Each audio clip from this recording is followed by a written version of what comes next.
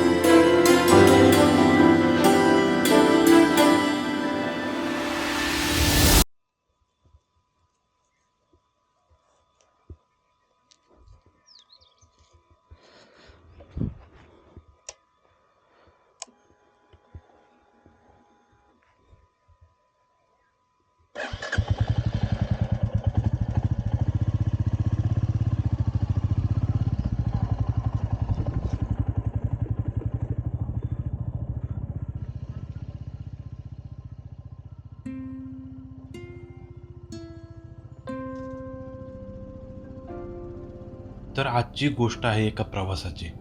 आधी ठरवलं होतं सातारला जायचं, तयारीही झाली होती, पण राहून राहून काहीतरी आज करावं असा विचार मनामध्ये येत होता. कुठेतरी जावं, मस्तपैकी आजचा दिवस एन्जॉय करावा. रोजच्या या राहट गाड्यातून बाहेर पडून एका अनोळखी जागेवरून सूर्यास्त पाहायचा होता. आजची सकाळ खूप प्रसन्न आणि छान गेली होती, कारण खूप दिवसातून आजची दृश्यमानता जवळपास 50 ते 60 किलोमीटरपर्यंतची होती. बऱ्याचदा काय होतं, कामाचे दिवस असतात आणि आपण कामात व्यस्त असतो. इकडं निसर्ग कोणासाठी थांबत नसतो आणि बऱ्याचदा हे व्ह्यू मिस झालेत. पण गावी असल्यामुळं आज ती संधी मी सोडली नाही. मस्तपैकी डोंगरावर गेलो, व्यायाम केला आणि आपल्या पाखराला हवेत सोडलं. त्यानं दूर दूरपर्यंत परिसर दाखवला आणि इथेच माझ्यासाठी नवीन नसणाऱ्या ठिकाणी जायचं ठरलं.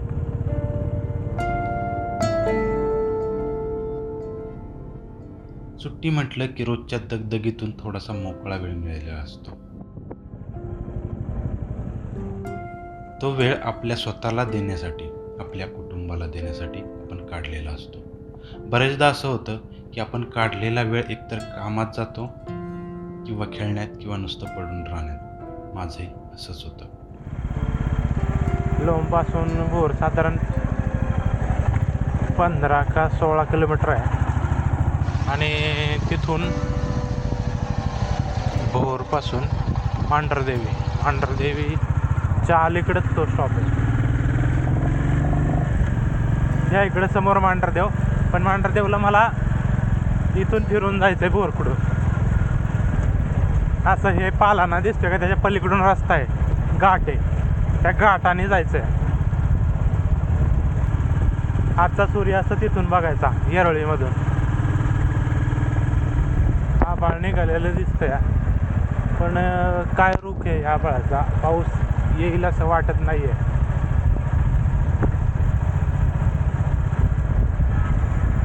आज सकाळी व्हिजिबिलिटी खूप जबरदस्त होती, दृश्यमानता जवळपास 50 किलोमीटरपर्यंत दिसत होतं.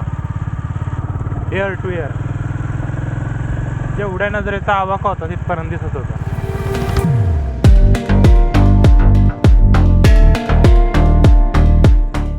पण आजची दृश्यमानता मला आतून स्वस्थ बसू देत नव्हती.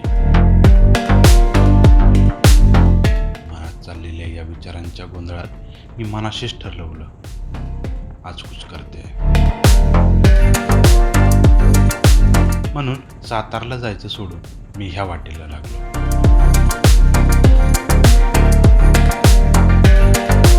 विचारात एवढा गुंतून गेलो होतो की कुठे गेल्यानंतर आपल्याला सूर्यास्त आणि एकांत मिळेल.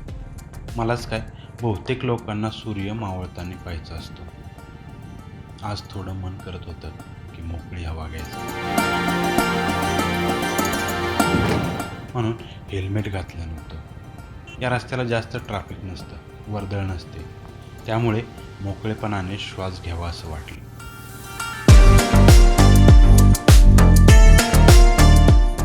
रस्ता परिचयाचा असला की मनामध्ये भीती नसते. मला हा रस्ता खूप आवडतो.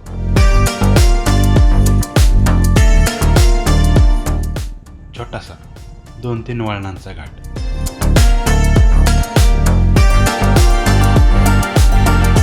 बाईक चालवण्याची खरी मजा देऊन जाते. मुहूर्त या शब्दावरून आठवलं, मी कामं कधी मुहूर्त बघून केलीच नाही. कधी कधी वाटतं चायला आपण लई स्वच्छंदी जगतोय. हो, पण काय हरकत आहे स्वच्छंदी जगायला? कोण अडवतं आपल्याला? अडवतो ते फक्त आपण स्वतः. समोरचा दिसतोय ना तो त्रिकोण, तिथला एक ट्रेक करायचा आहे आपल्याला आणि लवकरच करणार आहे मी. जवळपास 7-8 वर्ष होऊन गेली मी तिकडे जातोय, अजून गेलो नाही. कधी मुहूर्त निघतोय काय माहिती.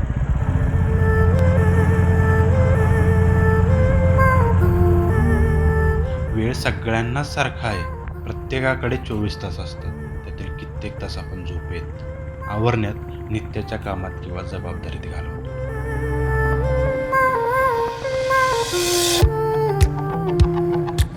मी म्हणतो, जर काही उरले क्षण असतील तर ते फिरण्यात का नाहीत घालवावेत? आपलं तर तसंच आहे. मला एक वाक्य आठवतं, मन के हारे हार है, मन के जीते जीत. काय माहित आपण उद्या असू नसू, पण आजचा दिवस माझ्या हातात आहे. तो असाच घालवायचा की वेगळ्या अंगाने जगून घ्यायचा.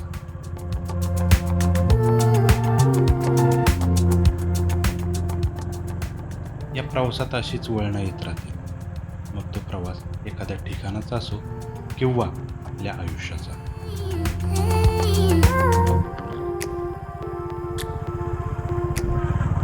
तर नमस्कार मंडळी, मी निलेश तुमचं स्वागत करतो एका नव्या व्हिडिओमध्ये वाटा मैरपी या चॅनलवर.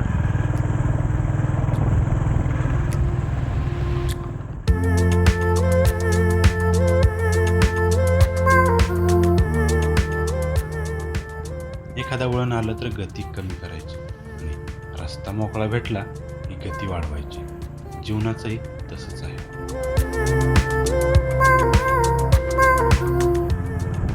ही एक कानवडीची खिंड आणि इथून एक आडवा रस्ता गेलाय जुने वाट. हा एक ट्रेक करायचा आहे आपल्याला. लवकरच मी हा ट्रेक करतोय. हे समजायला वेळ जातो खरा, आयुष्य त्यात खर्च होतं. पण ज्या गोष्टी अनुभव देऊन जातात त्या कोणाच्या सांगण्याने बदलत नाही. ती वळणं, ती वेळ आपल्याला घडवत असते. या खिंडीतून जवळपास समोर राजगड दिसतोय, तोरणा दिसतोय, इकडं भाटघर डॅम दिसतं उजव्या हाताला, पलीकडं तिकडं सिंहगड पण दिसतोय. इथून समोर रोईडा आणि त्याच्या पाठीमागं रायरेश्वर, बोरखोर इथून बऱ्यापैकी नजरेत येतं. एक वाक्य आहे, इच्छा माणसाला पळायला भाग पाडते. मग ती काही करण्याची असो, बनण्याची असो, मिळवण्याची असो किंवा कुठेतरी पोचण्याची.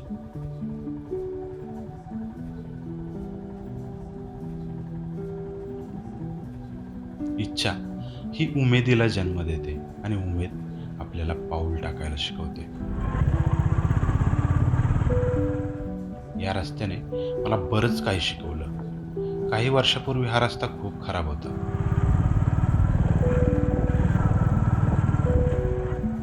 आज हा रस्ता वारंवार हवासा वाटतोय.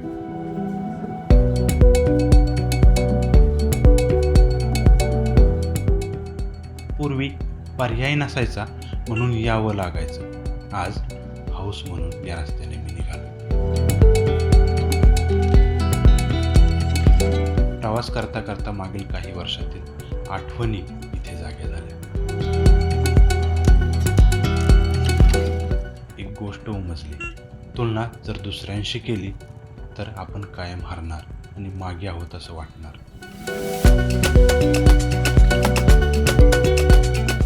पण जर तुलना स्वतःशी केली तर आपण रोज जिंकणार आणि पुढेच जाणार.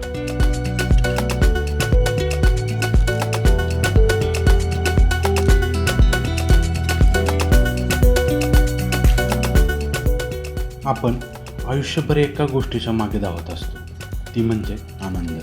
पण गंमत बघा, आनंदाची नेहमी एक अट असते.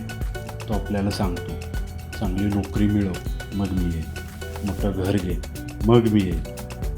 आपणही त्या अटी पूर्ण करण्यासाठी धावत सुटतो, कधी माणसांच्या मागे तर कधी स्वप्नांच्या मागे.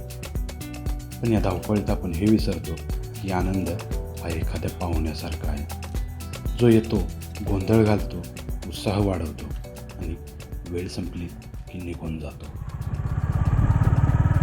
आमच्याकडचा हा एकमेव ओढा असेल की याला पाणी आहे, कारण की या ओढ्याच्या वरच्या बाजूने कॅनल केला आहे, त्यामुळं इकडं ओढ्याला पाणी असतं बारमाही.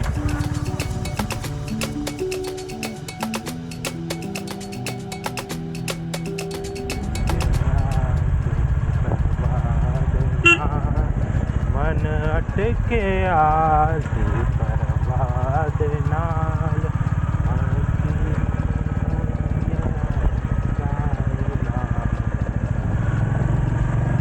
समोर रोहिडा दिसतोय, पण तिकडं मी मागत जाऊन आलो शिवजयंतीच्या वेळेस. रस्ता हा इथपर्यंतच चांगला आहे, काही अंतरावरून खराब आहे पुरा.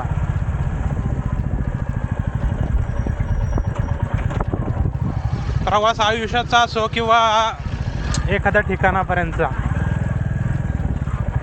कच्चा पक्का रस्ता येणार, त्याला आपल्याला तोंड द्यायला लागणार. आणि हे पार केल्याशिवाय आपण मंजिलपर्यंत पोचू नाही शकत आहे. आणि हे रस्ते हेच शिकवतात की रस्ता कच्चा आला तरी थांबायचं नाही, चालत राहायचं.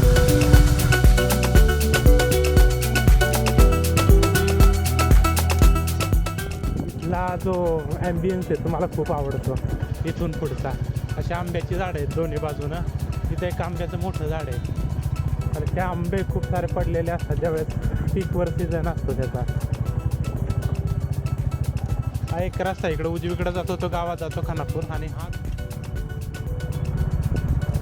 आपल्याला जे जायचं आहे ते समोर दिसतोय डोंगर, तिकडे जायचं आहे उजव्या हाताला. वेरोळी म्हणून गाव आहे.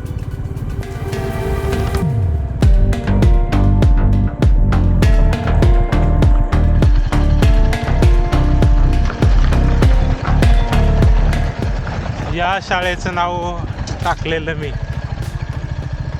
ह्याला 2 वर्ष होतील.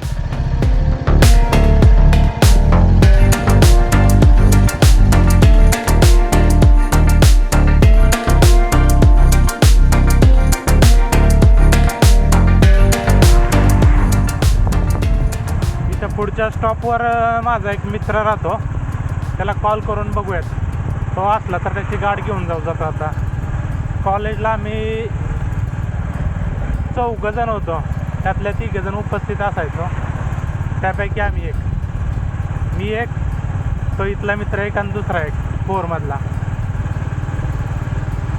3 इडियट्स म्हणायचे आम्हाला. चालायचं ते. मांढरदेवला इकडून पण वाटा आहेत पायी येणाऱ्या लोकांच्या. एक पालानेवणी, एक इथून. हे कुठलं गाव बरं होतं मी काय पाहिलं नाही. हे झाड काय मस्त आहे.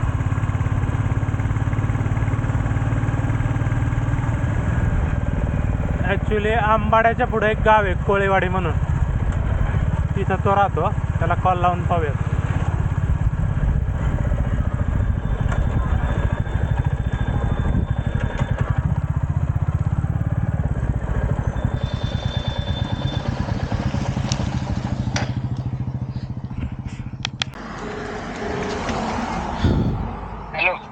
कुठे रे? बोरला निघालोय, हाय घरी आता. बोल की. या आंबावड्यात वाटेत थांबलोया. हा चालतंय, आलो चाल निघतोय घरी आता. किती वेळात येशील? 10 मिनिटं लागते फक्त. बर बर. मग लवकर फोन केला, लवकर आला असता. ह्या टायमिंगला आता मी मटेरियल आणायला चाललोय. कसलं? घराचं बांधकाम चाललंय ना आता. बर बर काम बर, चालू आहे. ठीक आहे या. आम्ही निघालोय, फाट्यावरच आहे. हा ठीक आहे. हा, काय येऊ मी तिकडं वरती? आता मी निघालो इथून, तू काय? ठीक आहे या. फोन करा आला की. हा आलो की फोन कर.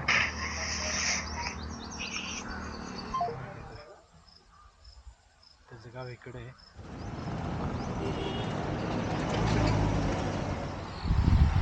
हॅलो हां इकडे मांढरदेव रस्त्याला ते हॉटेल आहे ना त्या शाळेसमोर तिथं हां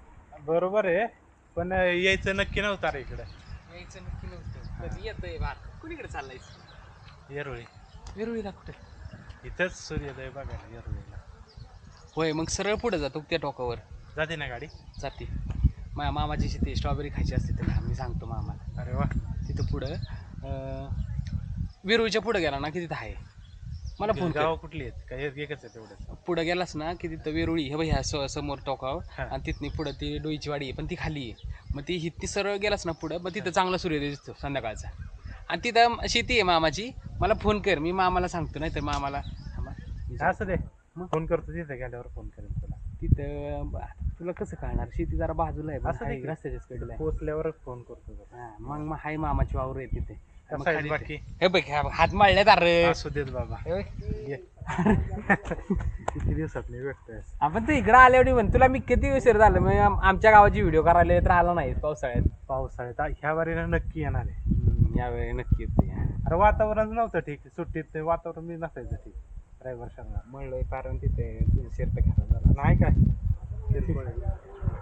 बाकी कामावणी सुटलं होती काम म्हणजे इथले घरच्या काम घरचं काम त्यामुळे तर मग तुला म्हटलं की घरी आता मी येतोय खाली मग मटेरियल आणायचंय ना आता मग लय उशीर झाला ना म्हणून म्हणलं जाऊ दे आता तुम्ही नेमका आलायच गडबडीतच आणि असू दे याचं नाही काय मी म्हटलं जाता आता कॉल करावा हा कुठं दुसरीकडे असला तर नाही हाय की त्याची आता का आज सुट्टी होती ना चालतंय सूर्योदयाची शूटिंग काढायला आलं हो अरे बाबा काढतच परत ये घरी आता घराचं काम चाललंय घरी आता. कधीपर्यंत होईल का तरी 1 मे पर्यंत होईल परत ये पण त्याच्या आधी आणि फोन कर ना मग तवा ये आणि सकाळचा फोन कर निघायच्या आधी जेवण जेवण करून ठेवायला कळालं का आता जातो मी नाही नाही जा मटेरियल आणायचं ठीक आहे. ओके बघ हात कसले जाऊ चालतंय चल जाऊ का हो. आणि तिथं गेल्यावर फोन कर मला नक्की. चल मामाला इच्छा राहायचं असतं तर राहते ठीक. मामा मामी नाही ठीक आहे हो हो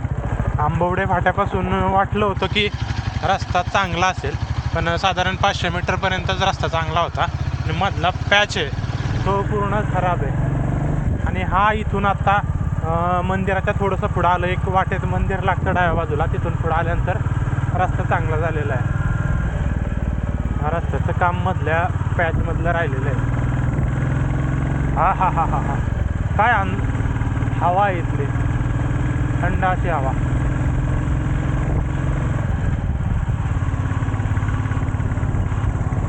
हवेमध्ये फरक लगेच जाणवायला लागला मंदिरापासून वरती आल्यानंतर तरी इथलं रान जळालंय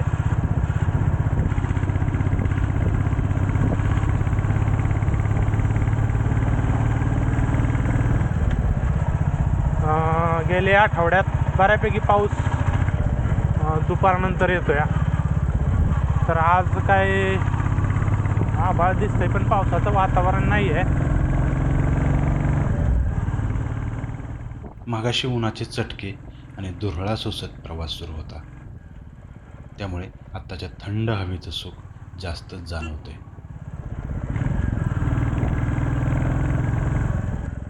जशी घाटात डोंगराची उंची वाढत होती तसं डोक्यातील विचारांचं कावर शांत होऊ लागलं रोजच्या जीवनातील समस्या काही काळ का होईना बाजूला झाल्या गाडीच्या इंजिनच्या आणि आपल्या हृदयाच्या स्पंदनांची एक झाल्याची अनुभूती या क्षणाला येत होती.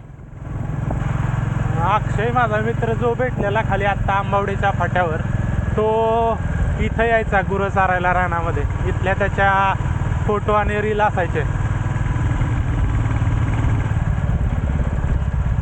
आज व्हिजिबिलिटी खूप चांगली होती, दुपारनंतर जरा बिघडली आहे. बघूयात आता. येरोळीला माझं हे पहिल्यांदा जाणं झालं आहे. त्याच्या अगोदर मी गेलो नव्हतो, पण आज खूप तीव्र इच्छा झाली की जावं आणि निघालो. ॲक्च्युली मी निघालो होतो साताऱ्याला.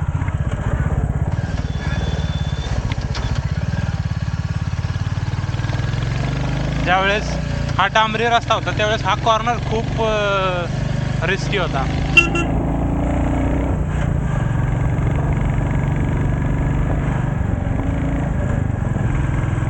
अरे वा, जाळी मारली ह्या डोंगराला. आता दरड कोसळतात नाही तर. समोर मांढरदेवी दिसतंय इकडे, पण आपल्याला आज मांढरदेवीला जायचं नाही आहे. आपल्याला जायचं आहे येरोळीला. खरंच solo travelling is the best travelling. थोडेसे काय त्याला म्हणू आपण, भीती वाटते थोडीशी, पण नजारे चुकत नाहीत म्हणण्यापेक्षा आपण तिथं हजर राहतो. एकट्याने निघायचं, पोचायचं तिथं, फील करायचे नजारे. ही सोलो ट्रॅव्हलिंगची खासियत. हा येतोय का तो येतोय का बघण्यात, वाट बघण्यापेक्षा, वेळ घालवण्यापेक्षा निघालं की निघालं. जरा आळस बाजूला सारून थोडंसं फिरलं तर ह्या गोष्टी आपल्याला बघायला मिळते. आत्ता जे आपण चाललोय हा बोहर रस्त्याकडून येतोय मी, आणि मांढरदेवी इथून 5 किलोमीटर राहतं. इथं एक जुनी इमारत आहे, इंग्रजांच्या काळातली असं म्हणता येईल. तर इथून येरोळी म्हणतो आम्ही त्याला. तर ते ह्या बाजूला आहे, उजव्या बाजूला असा एक रस्ता आहे, फाटा आहे. इकडं बोर रोड या बाजूला.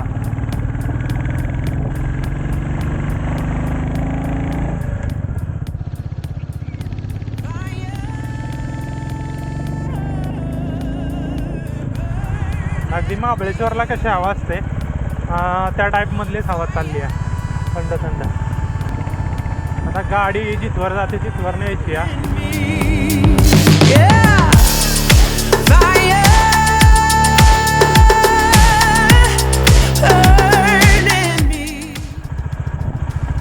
हे वेरुळीचं प्रवेश, श्री क्षेत्र सोमेश्वर वेरुळीचं.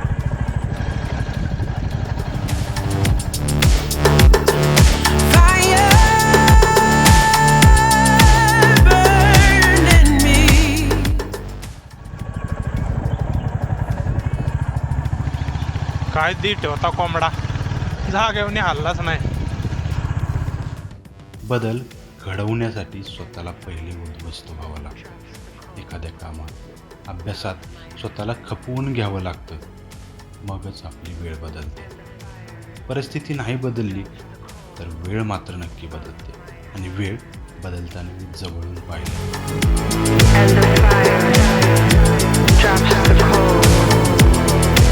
कधी काळी कामासाठी गावोगावी फिरणारा मी आज ती आवड म्हणून फिरतोय. ज्या दिवसांनी मला घडवलं त्यांचा मी आयुष्यभर ऋणी राहील.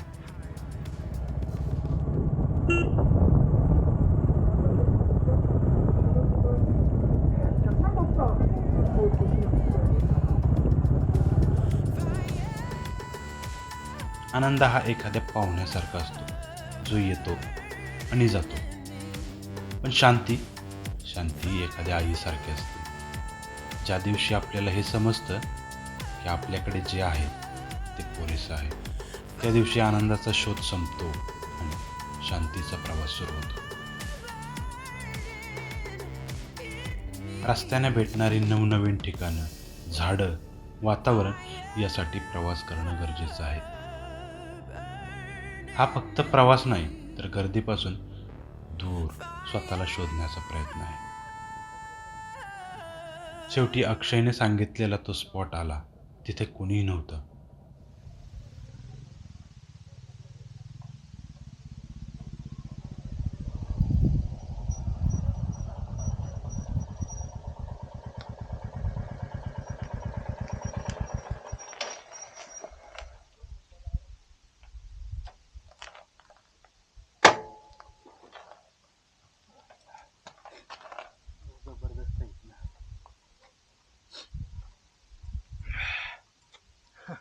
एवढ्या उशीर खाली गरमी होती आणि इकडे वरती चढायला लागले की नाकातून पाणी यायला लागले, म्हणजे थंडी जाणवायला लागली.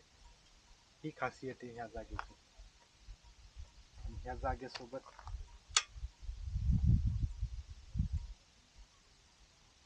खाली सप्त्यांचे आवाज येत आहेत, सगळे सप्ते चालू आहेत.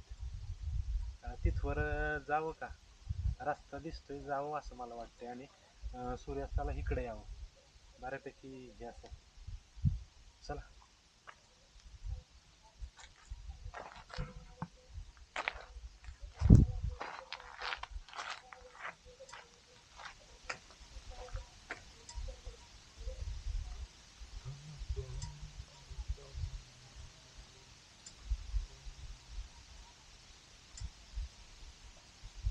मी पहिलं का नाही आलो बरं इकडे इतके वर्ष.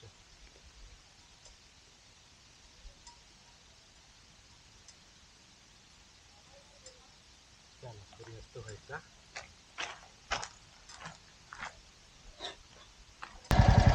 इथून दोम धरणाचा पण व्ह्यू दिसतोय. डाव्या बाजूला दोम धरण आहे, इकडं वाकाय झाड आहे.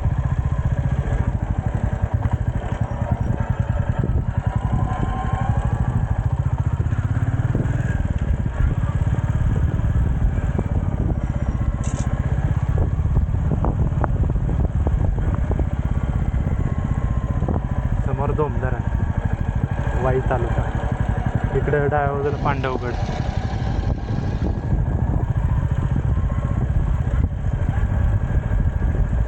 हे काय आहे, गावदेवी आई गारजूबाई प्रसन्न, गारजूबाई. ओके. फार पूर्वी यायला पाहिजे होतं राव मी इकडं, खूप मिस केलं. आता हा पावसाळा नाही मिस करायचा. आणि हा रस्ता कुठवर जातोय, आपण त्या एंडपर्यंत जाणार आहोत.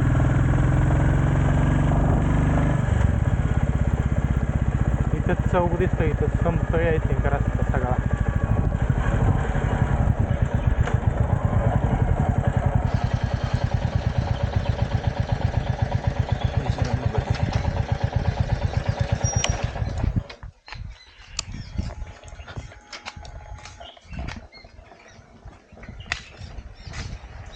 सहा वाजले तरी अजून सूर्य बराच वर आहे.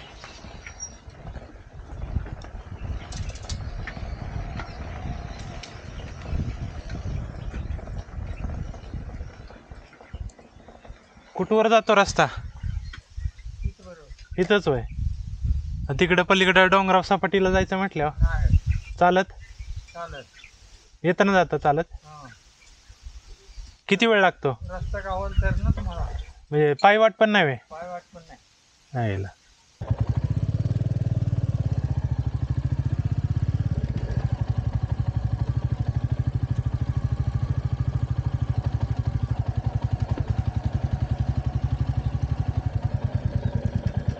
बारसेवाडी.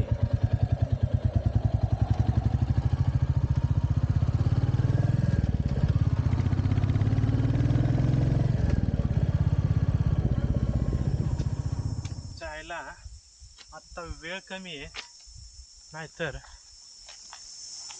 तिकडे जायचं आपल्याला त्या टोकाला.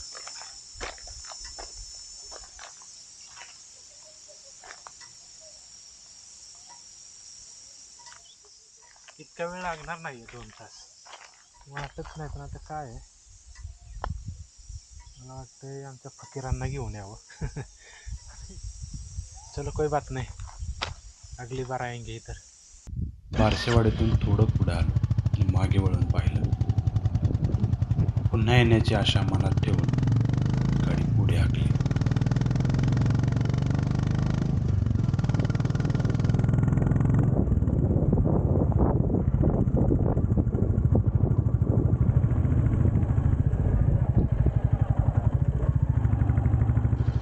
लगबगीनं गारजूबाईचं मंदिर गाठलं, गाडी पार्क केली.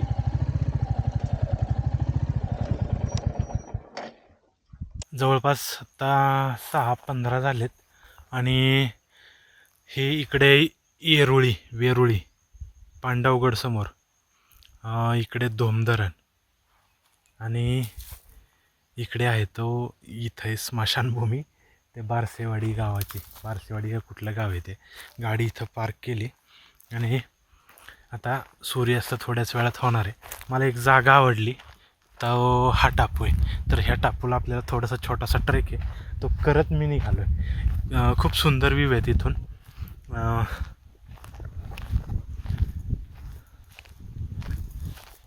आज भटकायला खरंच मजा आली आणि अजूनही येते मजा.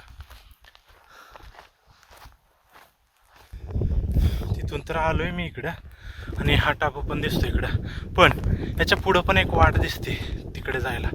तर तिथून आणखी चांगले ड्रोन शॉट येतील असं वाटतंय. सो तिकडे जावं असं वाटतंय. जाऊ का, काय करू? चला आता एवढ्या जवळ आलोय तर जाऊनच येतो. सुरमा सिर्फ इतना है.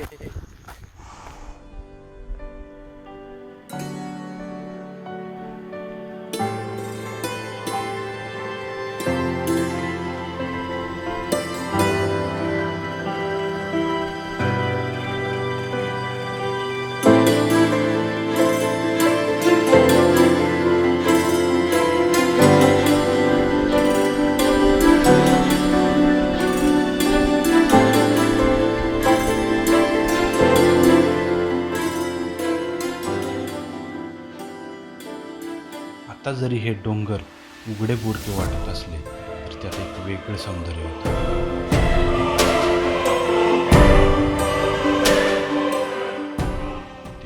डिग्री मधला व्ह्यू आणि समोर सुंदर असा सूर्यास्त, हे सगळं आज माझ्या वाटेला आलं होतं. या सगळ्याचं समाधान मनात साठवून थोडा वेळ त्या शिखरावर विसरलो.